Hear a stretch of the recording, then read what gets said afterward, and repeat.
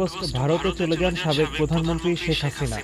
ভারতে যাওয়ার আগে শেখ হাসিনা পদত্যাগ করেছিলেন কিনা তা নিয়ে জনমনে ছিল নানা সন্দেহ। দীর্ঘ ৬ সপ্তাহ পরে সামনে এলো শেখ হাসিনার পদত্যাগপত্র, কিন্তু ফেসবুকে ভাইরাল হওয়া এই পদত্যাগপত্রটি ভুয়া বলে জানিয়েছে দেশের অন্যতম ফ্যাক্ট চেকিং প্রতিষ্ঠান রিউমার স্ক্যানার।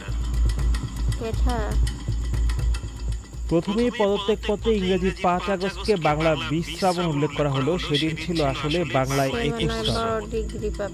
প্রধানমন্ত্রী কার্যালয়ের প্যাডে তারিখের ঘরে বাংলা তারিখ উপরে লেখা হয়ে থাকে, আর ভাইরাল এই পদত্যাগপত্রে বাংলা তারিখ লেখা হয়েছে নিচে, ইংরেজি তারিখ উপরে।